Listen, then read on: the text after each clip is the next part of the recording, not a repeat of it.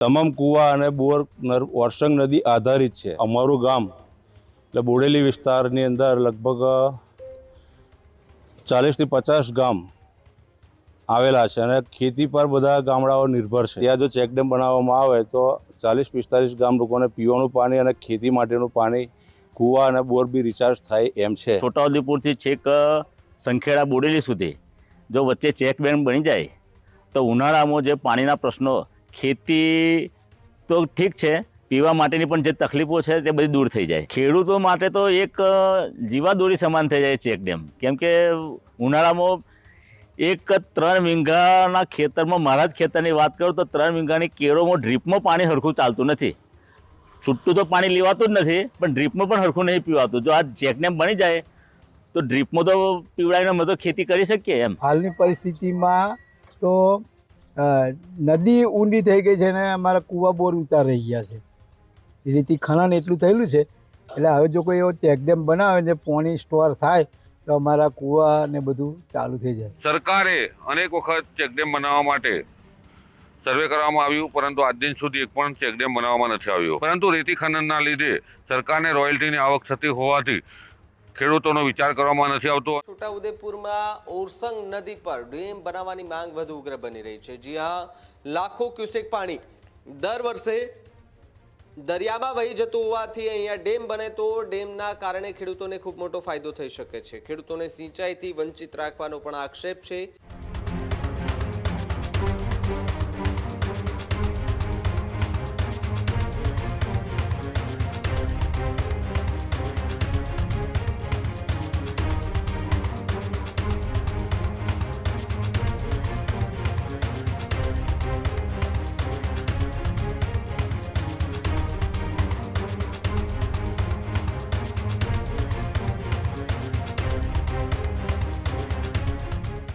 ઓરસંગ નદી પર મોટો ડેમ કેમ નહીં તેવી વાત ખેડૂતોએ કરી।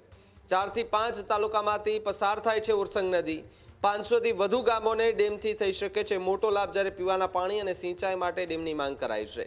50 વર્ષમાં એક પણ મોટો ડેમ ન બન્યાનો આક્ષેપ કરવામાં આવ્યો છે, તો બીજી તરફ નદી પર સર્વે કરી ડેમ બનાવવાની માંગ ઉઠી છે। જળ સંકટનો કાયમી ઉકેલ લાવવાની પણ માંગણી કરાઈ, જ્યાં છોટાઉદેપુર, બોડેલી, સંખેડા સહિતના વિસ્તારોને ફાયદાની પણ આશા જોવા મળી રહી છે। સ્થાનિકોએ સરકાર સમક્ષ ડેમ માટે રજૂઆત કરી છે।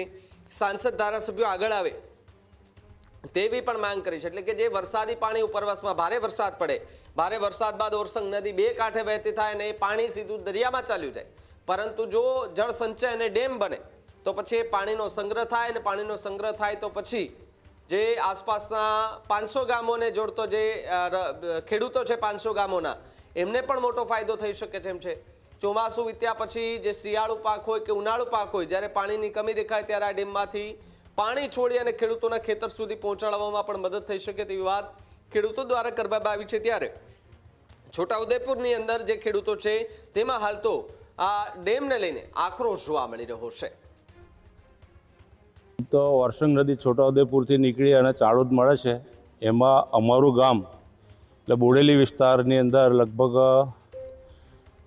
40 થી 50 ગામ આવેલા છે અને ખેતી પર બધા ગામડાઓ નિર્ભર છે અને તમામ કૂવા અને બોર વર્ષંગ નદી આધારિત છે।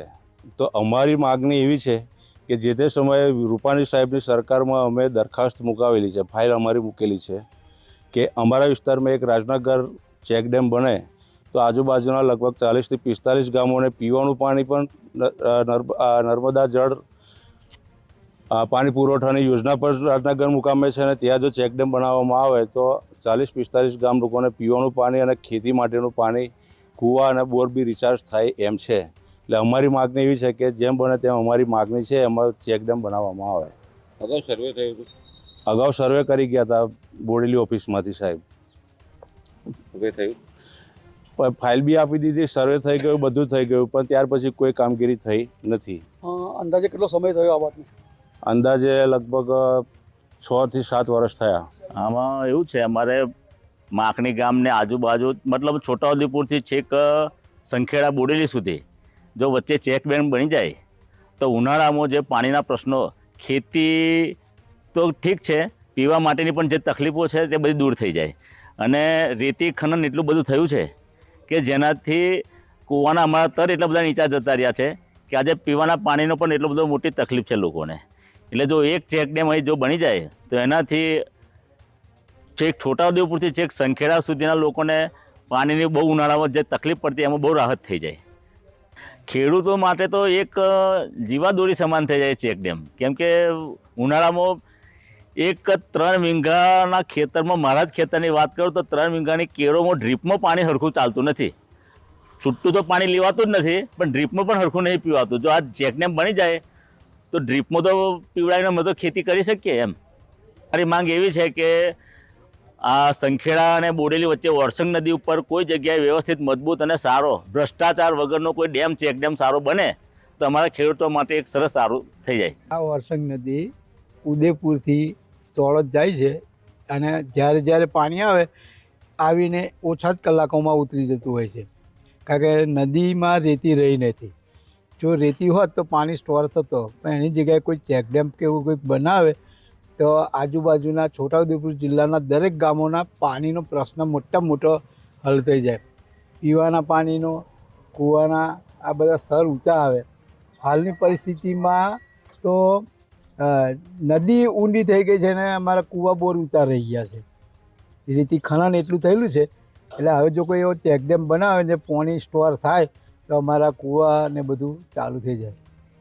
શું ફાયદો થાય ચેક ડેમ બને તો? ખેતી થાય ને ફર્સ્ટ ક્લાસ. અંદાજે આખા જિલ્લામાંથી નદી પસાર થાય છે અને આશરે કેટલા ગામોને ફાયદો મળે અને કેટલા લોકોને આ બાબતને પાણી માટે બી રાહત થાય છે. છોટાઉદેપુર જિલ્લા તો ઠેઠ બધા જેતપુર, પાવી મળીને સંખેડા, બોડેલી બધા તાલુકાના બધા ગામોને ફરક પડે છે. પાણી સ્ટોર થાય અને દરેક કૂવામાં આવે તો છે ઉકેલે અને ચેક ડેમ બનાવે. બીજું તો શું કહેવાનું.